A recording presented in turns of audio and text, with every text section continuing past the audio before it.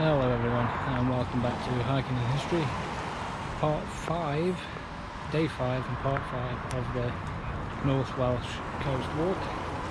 Today we are walking from Llandudno, which is where we are now, and all the way to Conway, which is a shorter walk, about 8 miles this time, so it should be done a little bit quicker. As you can see, it is raining. The weather's pretty miserable, and I think it's going to be for basically the whole day, which is fun. So we've had all 4 seasons basically so far in this bloody walk. But yes, here we are in Llandudno. There's a big Victorian pier here. It's absolutely massive. I'm not going to walk to the end of it. I want to get going. But yeah, this is the excuse me. This is the front I was talking about in the previous video. But it's sort of the best preserved Victorian seaside town out of the ones in Wales that we've been across so far. Probably in the whole of the UK really, just for its size and everything like that. Like, it's a really big place, and they do like Victorian weekends and stuff every year, where the whole kind of town changes, and they have like fun fairs on, Punch and Judy shows, all that. Will be like the old Victorian kind of buses and tram things all come out. It's really cool. But yes, this is the Great Orme, and that's the Little Orme. So we crossed that yesterday if you watched the previous video, and today we are doing this one. Now the official route just goes around it. There is an alternative route in my guide that takes you over the top, but I think I'm just going to go round it today because of the weather as well. I'm going to follow the actual official route.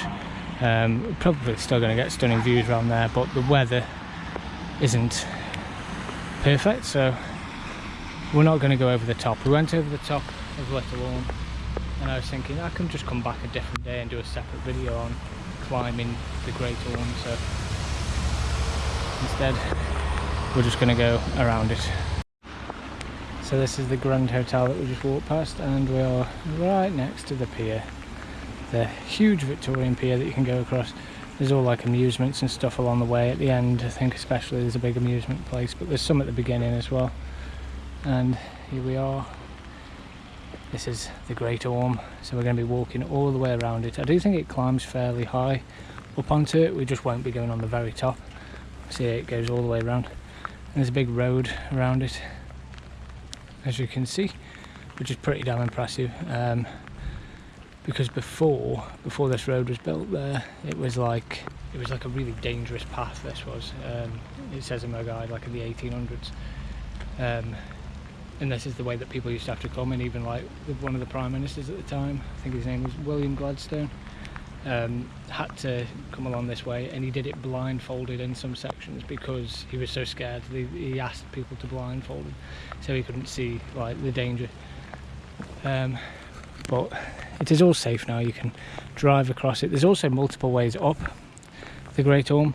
There's like a Victorian tramway just up here somewhere. There's a tram that goes up, like a really old one that's very cool. There's like ski slope up there, visitor centre. There's all kind of. I think there's a museum with the Great Orme mines, which have some like ancient mines, which I'll have to come and do one day. Or you can walk up, and we are gonna go round the whole thing that way. It's a shame about the weather today, because this would be absolutely stunning if it was sunny. There's some gardens here, Victorian gardens. I'm pretty sure that's either the tram or cable car. So I think it's the cable car. I can see the wires. So there's a cable car that goes up there now, but there's a tram system somewhere else. And here we've got a great view of the pier, how long it is with Little Orme in the background. Crazy thing, I was on top of there yesterday. And up here I believe is a little toll, the old toll road, so you used to have to pay come over here. It does say it's closed though. Hopefully it isn't for people, maybe just cars. Okay, so the road is closed today. Just spoke to a lady there. It's not too bad though. The whole road isn't closed. We've had a small rockfall literally like today, like very recently, so they've had to just close a small section of it.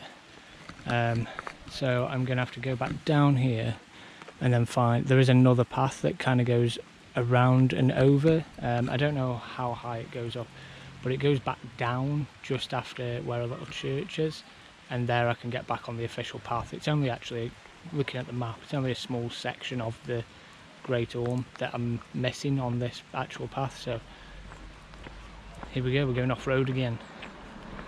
Fingers crossed actually find my way. Oh, this detour is basically taking me almost to the summit anyway. I've been climbing for a while. Very steep, so it looks like we're basically going over it anyway. I'm almost basically at the summit on this side, but I'm going to follow down here.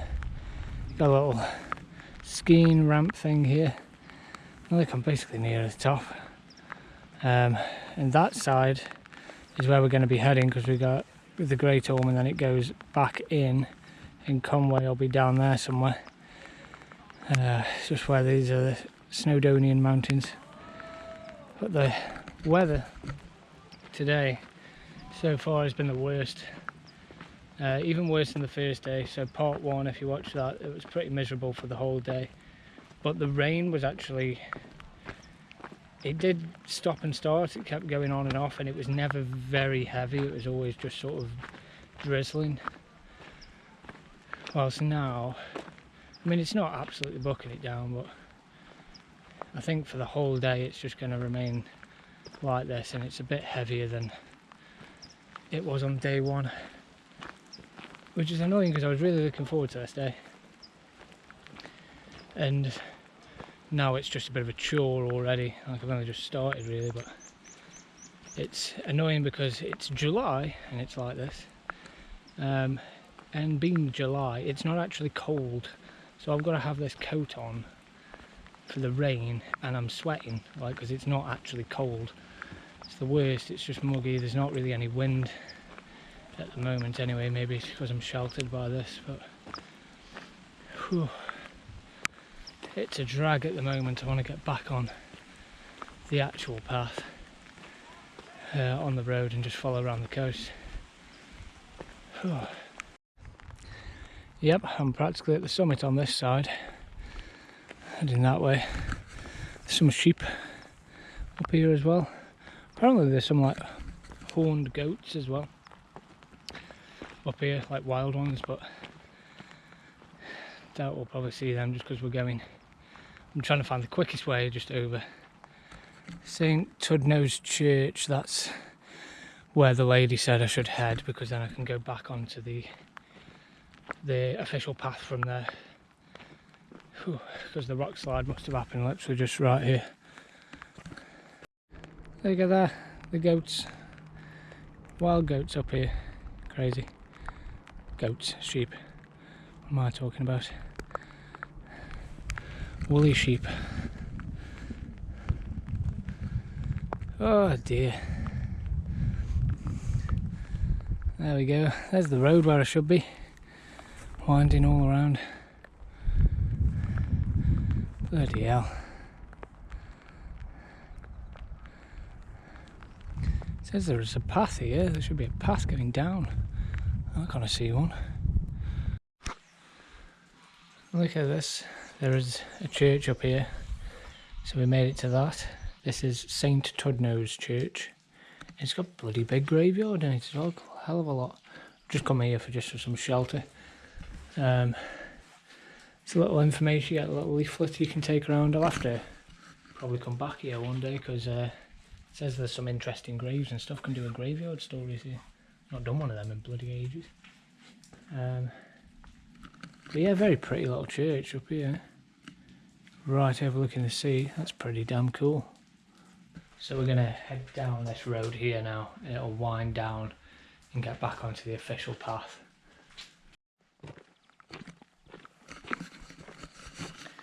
So walking down now, that is actually eating into a lot of my time today. It's lucky that it's a shorter walk, because it's taken a good hour to sort of find my way over the Orme itself and which path to go on. then my camera died on me, so that's why there's not much been recorded. There's going to be less recorded because of the rain anyway, but yeah, look at all these graves. That's damn cool. Look at that. But yes, it's probably eating a good chunk of my time, because I'm still barely far out from Llandudno. I probably would have gone all around the Great Orme by now and been heading down to Conway. Now we are heading down, but there's a windy road here which we'll be following that goes down to that main road, which is the one we were originally on, so we've only cut out a little bit of it going over the top. Great sea view there, really calm, there's like barely any wind, which would usually be nice, but it's muggy and kind of hot with my coat on, so a bit of wind would actually be nice. There's one or two fishing boats out here as well, but not many, I'm guessing because of the weather. Okay, so got bad news. This is the bit that we missed, even though there's a car on it now, but maybe they're doing something. Some people on little sailboats, little kayaks and stuff there. But that woman that I spoke to clearly either lied to me or did not know what she was talking about, because she said come to the church and head down and you'll be able to continue from there. Well, I can't, can I?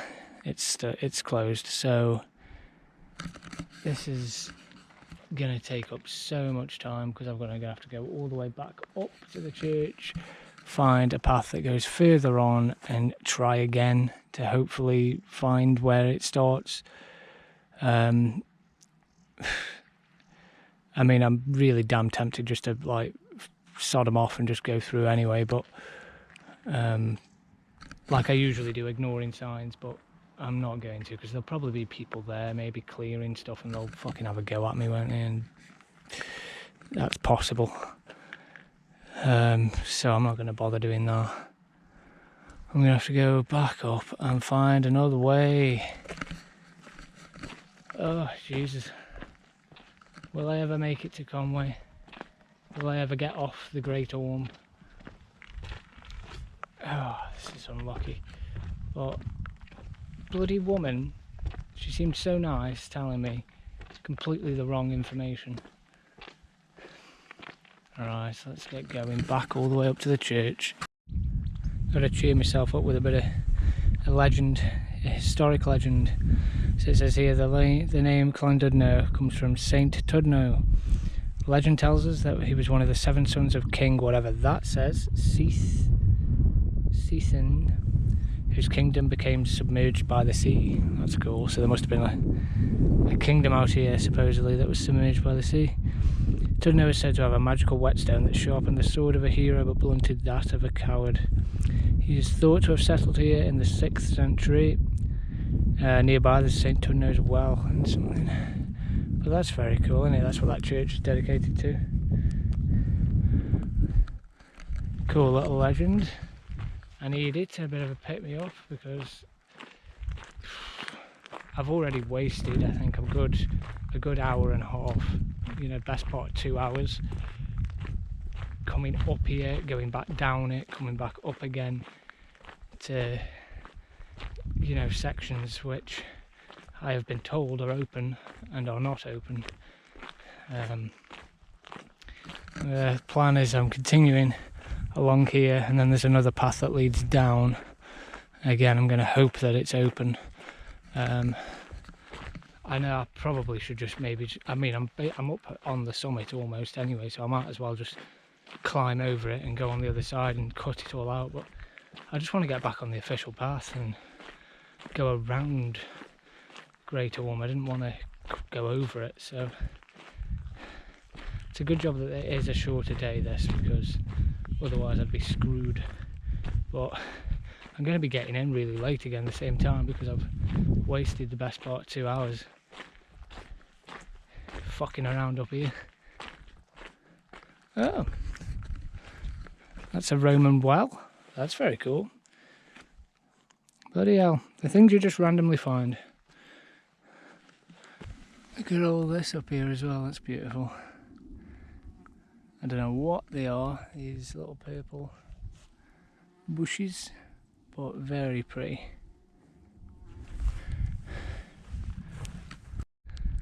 Okie doke, so I think we're going to be heading down. Going to be going down here and then we'll be going around. I think that could be a lighthouse. It says there is a lighthouse, but I don't think it's a traditional kind of tall one. Or if so, it's just hidden behind that rock. I can't see any barriers at the moment, so I'm going to hope when we get down there that it'll be okay and we can start walking around it. Right, yes, I have found it. There's a little path that goes down to the road, so fingers crossed when we get down there. Alright, I need to do two hands with this. Fingers crossed when we get down there we can just continue without any other disturbances. Officially back on the path. Hopefully no more barriers anywhere. But this is the place, as you can see, a good picture here. During World War II, the artillery school, one of the artillery schools was here. Literally, I think that is probably where a gun emplacement was, so they'd be practicing using all the artillery targets out at sea. Yes, here we are. So we're basically on the right at the point, so we'll be heading down now. So I've actually cut out about half of it. Where are we? Yes, this is it, isn't it? So there's the Llandudno pier, and originally the woman said I'd just cut out, go to about there and it's fine, but I'm actually now here. Yeah, we'll be heading back down and then all the way to Conway, just there.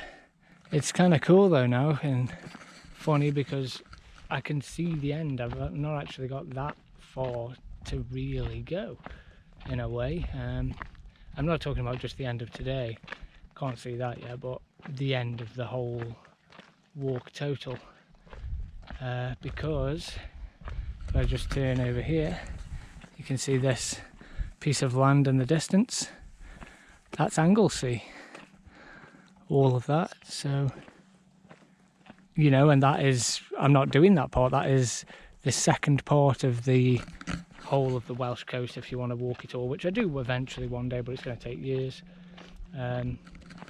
So the North Welsh Coast is the first section, Anglesey is the second section.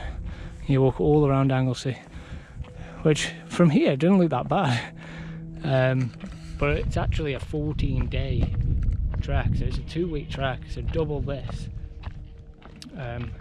which is crazy excessive. I'll probably have to do that whenever I do it, in 2 sections. I'll probably do it half each, because I think I could do 2 weeks of this, but it's more a practical kind of filming side, is that I wouldn't have enough like storage space for like 14 days of filming, and I suppose I could just buy a bunch of, you know, memory cards, but it's a bit of a pain in the arse, isn't it? I'd rather, a week is manageable. And some great drops here. The sheep right on the cliff edge. I hope he's not stuck.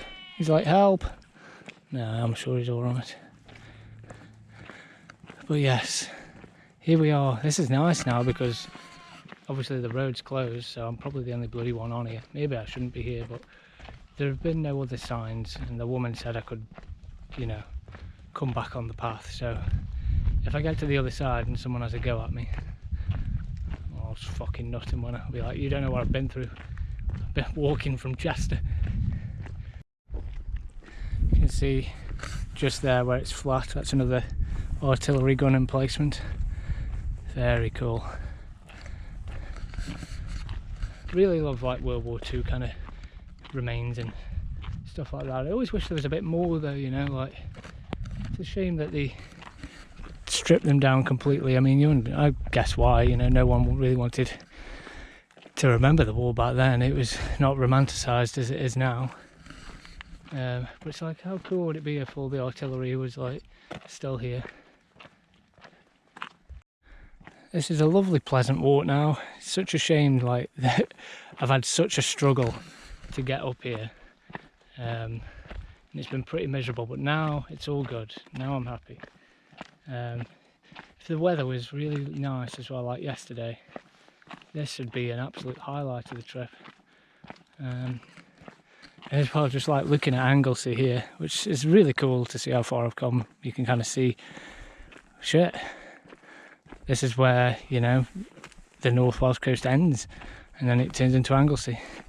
Which, if you don't know, outside the UK, Anglesey is like quite a big island just off the coast of Wales. It is connected by like a bridge, there's a big bridge and everything, so it's not like, and it's not massively off the coast, it's literally right next to it, but it is an island. And I thought it didn't look too bad because you can see it there, but then even way further distance you probably won't be able to make it out on the camera, but it goes all the way out there and there's some ships there. So yeah, it's very big, and can understand why it takes 14 days actually. It's also somewhat daunting, but kind of cool as well to think like, alright, you know, next year maybe, or in a couple of years, I'll be doing that. I will be back for Anglesey. So yeah. This is going to be a very long project, probably over a decade of, I don't know, we'll see how long it takes whenever I feel like doing a 7-day walk, because yeah, the whole of Anglesey is supposed to do in one section, but I think I'd have to split it into two. Maybe I can do it in 1 year still, but just in 2 separate sections. This bit's absolutely stunning, all this, and now we're getting, just going to start seeing more inland now of Snowdonia. And we'll be able maybe make out Bangor and see where we're going to end in a couple of days. Here we go. So somewhere here we can see the finish line, we can see everything. So down here, this is where we're going to be heading. Conway is down there. It's not these group of like houses and civilization, not here, just a bit further along. It goes in with the estuary there. That's where we'll be staying today, because we're going to go all the way down there, and then tomorrow we'll be coming back up the other side around here, and we'll be stopping somewhere probably around here in the middle here. That'll be Confronting, which we'll be staying tomorrow, and then further on in the distance we can't really see anything because of the low cloud, but probably around about there, or maybe there, where it looks like it connects, but the river does actually go through. There's a big bridge. That'll be Bangor, where the whole of the North Welsh Coast walk ends. So here we go, we can see it all, the finish line somewhere down there tomorrow and today. Magnificent views from up here, absolutely brilliant. We're going to carry on now down to Conway. Still probably a good while, good walk, but we can see it, so it gives me hope, that does now. You can also see here from this viewpoint as well, this is where the main bit of the firing base was, the Coastal Artillery School. And I see all the buildings and stuff that used to be here, and the guns all along here, and then up on that top bit as well. It says it moved from Shoeburyness in Essex to where it originally was, because of they needed more space, and then there were also lots of air raids on the south, wasn't there, whilst Wales was far away and quite rural, so the Germans weren't bombing places like this, and they had floating targets all out on here that they'd be practicing at. That would have been something to see. The path is going down now, so we have circumnavigated the Great Orme, kind of. I mean, we've walked over a good chunk of it, because the path was closed off here, but we've made it back onto the official path. Heading down, we're going past that little town there. I don't know what it's called. Some begin with D. I think it's like Conway, but with a D, Denway, something like that. And then further past, down on the estuary, will be Conway, with a magnificent castle. Conway Castle is built again by Edward I on his conquest of Wales. Maybe his greatest castle. It's it's one of those typical, like when you think of just a textbook castle, Conway Castle is that, but it's magnificent, it's really big. I've never been into it or anything. I don't think I have anyway, unless when I was little and I just can't remember, because we did used to visit castles, but you know, I mean, your memory's pretty fuzzy when you're that young, so I don't remember the names of them. But I've been past it on trains and everything like that, because the train goes right past it and it's a magnificent view. You get to see it all, and it's a absolutely gorgeous castle.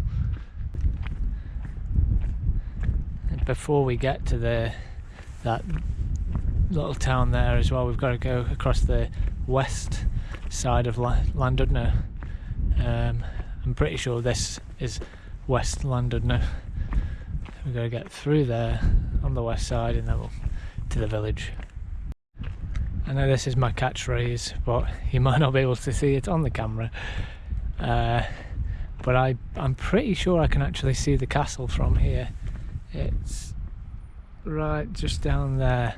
There's a bridge that goes over the estuary there, and I'm like 95% sure that is the castle just on the other side of it, tucked in on that little hill. That is so cool, very cool. It's one of the really nice things of doing these huge walks I've found anyway. It's just sort of I don't know, seeing landmarks in the distance and seeing like your goals where they are, and then them just getting closer and closer until you've actually seen the landscape change and everything. And up there, I don't know if you can see them, but on the little cliff edges there are some of the Great Orme goats. They were in my guide, pictures of them. Didn't think I'd actually get to see them, but yeah, there they are. Oh, there's little baby ones and everything. Some more of the Great Orme goats here with the little horns, and they've got little beards as well, the males have, I think. Oh, there's one right here, pretty close by actually. Look at him, yeah, he's a big one, got a big beard. Oh, it's very cool, they're not really scared or bothered about it at all.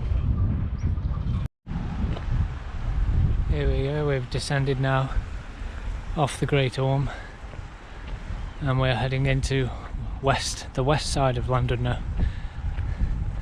And my guide tells me the little sort of interesting facts about it is that if you're in West Llandudno especially, but even in Llandudno in general, you might see a lot of like Alice in Wonderland stuff, either like graffiti even, or just like little statues and stuff like that. And that's because the Liddell family, Liddell or Liddell, I don't know how you pronounce the name, had a house here on the west side of Llandudno.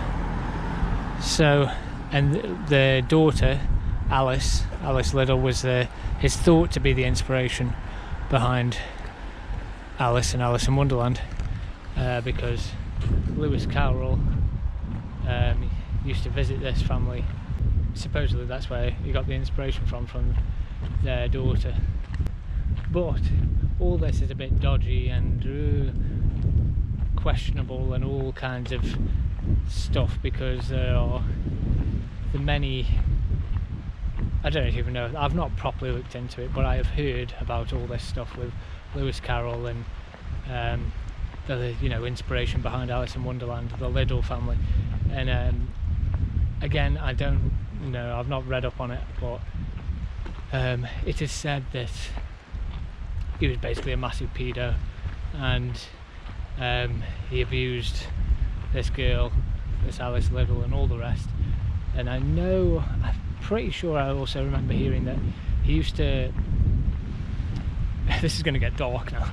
He used to enjoy taking photos of children naked, and he had like loads of, in his sort of personal possessions, he had like tons of photographs of naked children, which obviously it sounds extremely awful and dodgy.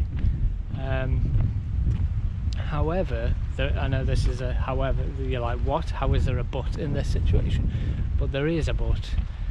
Apparently, again, I don't know how true this is, but I have heard somewhere that this sort of practice in Victorian times, like, it wasn't just naked pictures of children in a sexual way. It was deemed kind of like it was like an art thing in Victorian times. So as horrific as it might, you know, as it seems today, this was something that was practiced, I believe. Almost, you know, kind of how like on paintings, how like like cupids and like cherubs and everything are all naked, even though they're children. You know, it's kind of, you know, we don't really consider that messed up. I think it was kind of an extension of that. Like,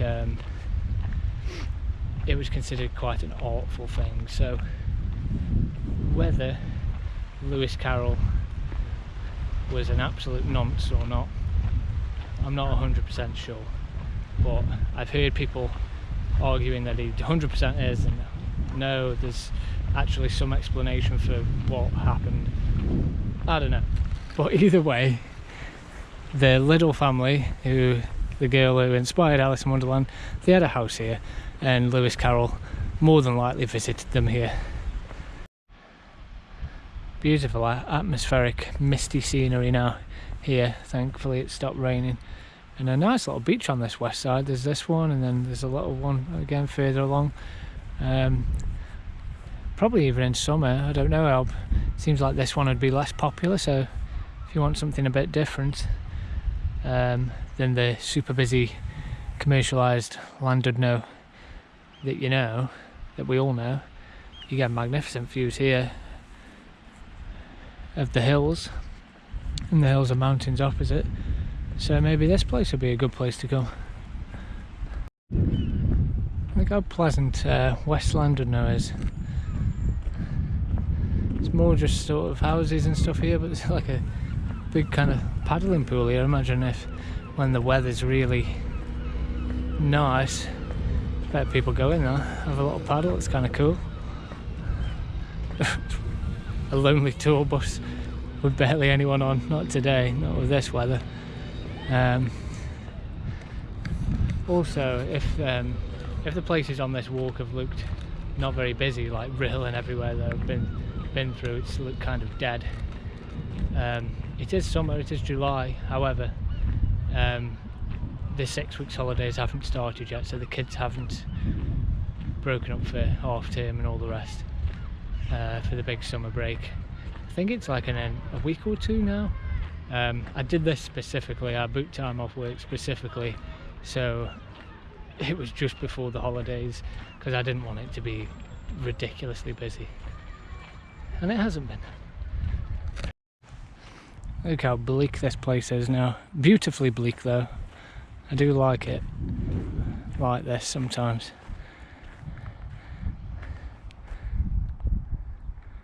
Love it. Atmospheric as fuck. But what I was going to say was that if you do plan on ever doing, hang on, there's rain. Alright, I think that's better. If you do ever plan on doing this North Welsh Coast walk, I would definitely get the guide. Buy this guidebook, because you're gonna need it. So the route itself is fairly well waymarked, especially at the beginning. So like the first 2 days especially, like, it was fantastic how well waymarked the path actually was. Like, the signs everywhere all the time telling you that you're on the Welsh Coast path. However, once you get onto like day 3, there's day 3, 4 and 5, the signs really kind of start disappearing. There's not many of them. You'll see them occasionally, but because you're just kind of walking, you don't really need the signs anymore. Just because you're walking, it's like you're walking 3 miles down Rill Promenade or whatever, so there is no signs, you're just walking down the promenade, and it's a lot of that Even now though, like the bit that I'm on now, it's like I could probably do with a sign here and there just to let me know that I'm on it. I have to keep referring to the map, on the map and the guide. So if I didn't have the guide, I'd be a hell of a lot more stressed out. So definitely get it, because it helps a hell of a lot. And I'm just on some sand dunes now.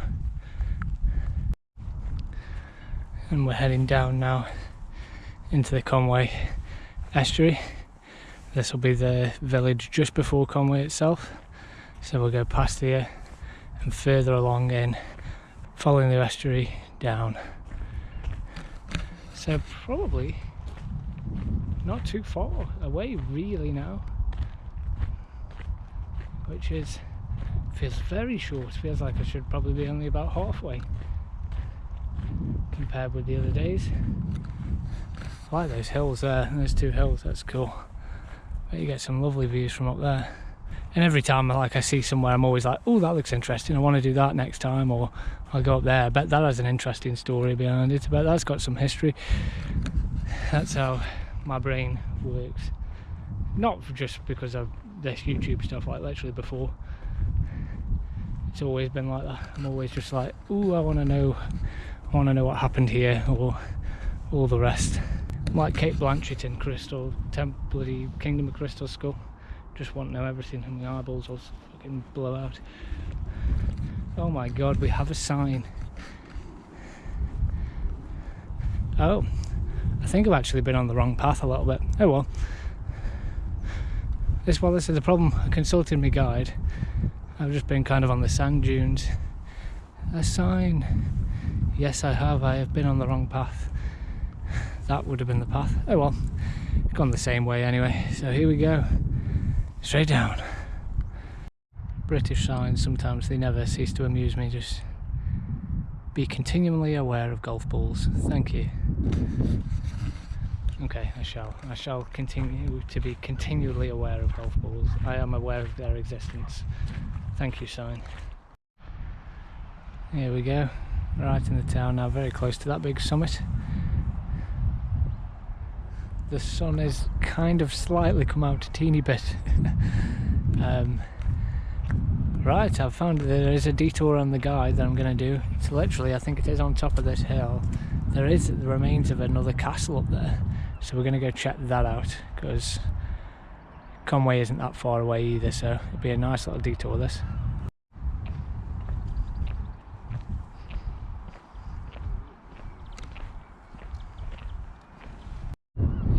Further into Conway Bay, the estuary going down, and you might just be able to see the castle true and proper.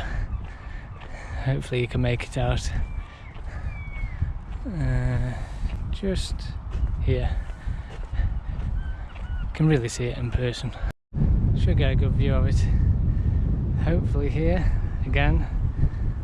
Hopefully it comes out on the camera just there, just nestled in to that little hillside. Absolutely gorgeous. It's a really big castle as well, but it's like such a textbook type English castle, as you can imagine. And there's a bridge there, and literally the train goes right past it there.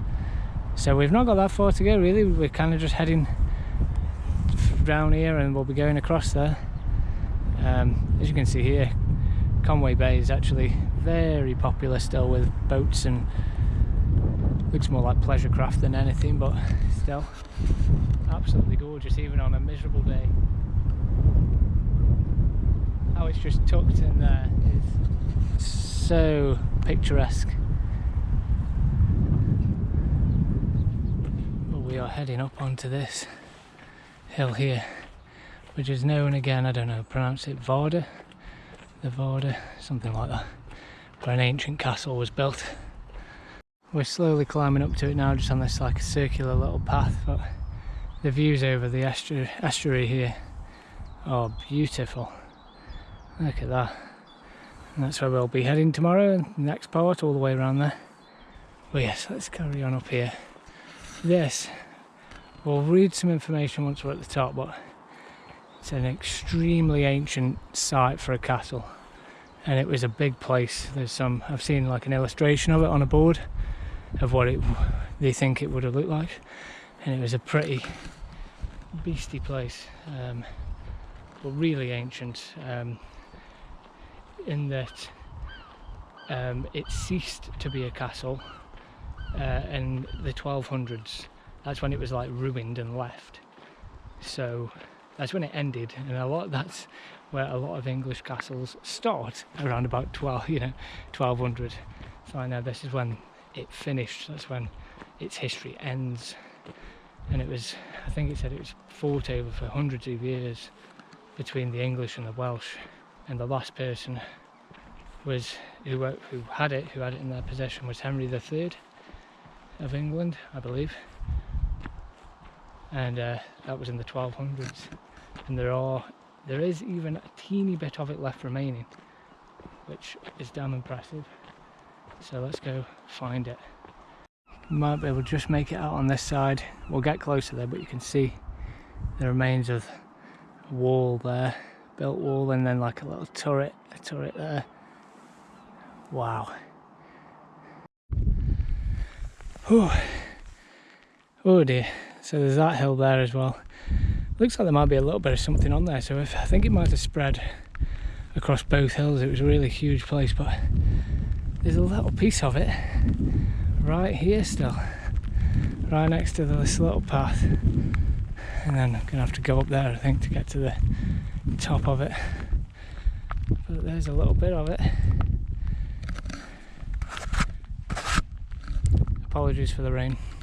So I'm on top now, and I'm trying to find the ruins, but it's extremely hard to, because the whole thing is just covered in nettles and just bushes. You can kind of get down here, so it is here. But the way up, it looks pathed, and then suddenly it just isn't. So it's actually tricky to get up. And I think this is as good as we're going to get, really. These walls here, as you can see, probably you'd get a better footage and how it looks and everything from like a drone. You can maybe see it from here. Let's have a look. So yes, you can see we're standing, there's a bit of it here, but we're standing on that wall, that huge wall, and then there we go. You can see the turret, the base of the turret there, and it goes around a teeny bit more, but that's essentially all that is left of this once huge castle that literally spanned all this, and even to that one there. I think there's a little bit of remains of some wall there as well on the top, but it was a huge place of strategic importance.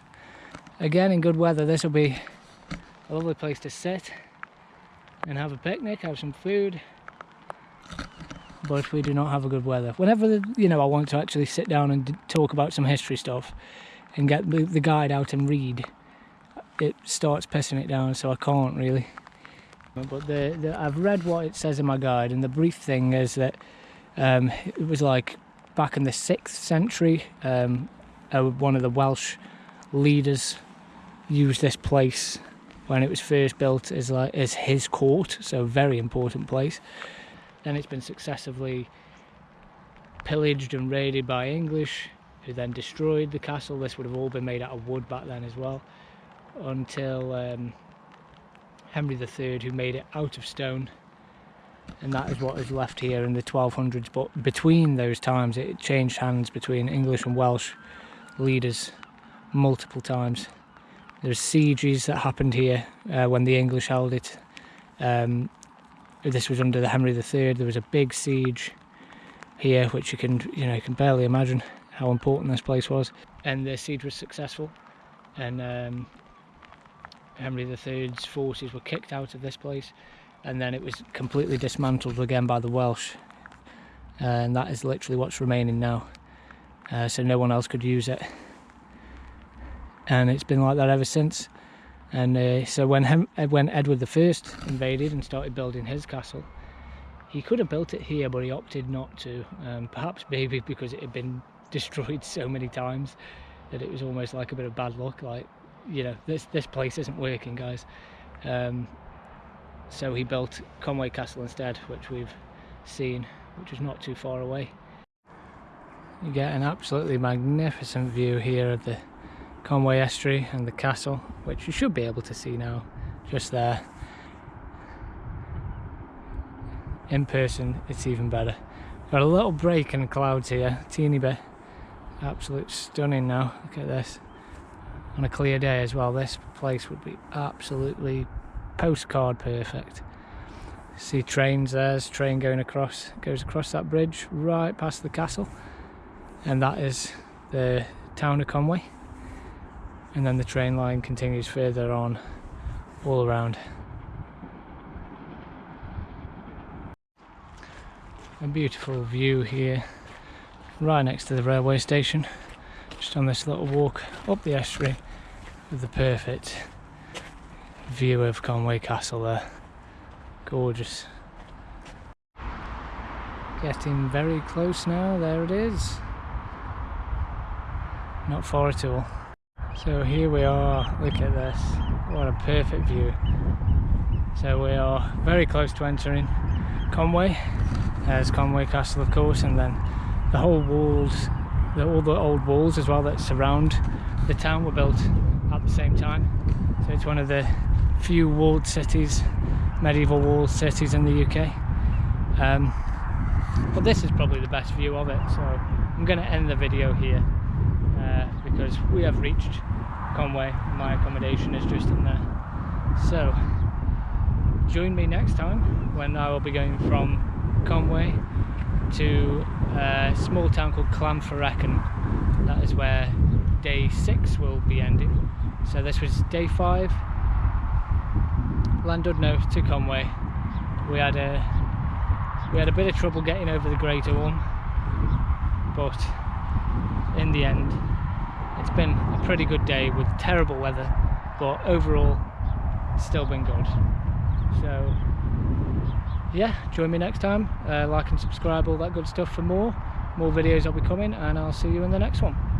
Bye.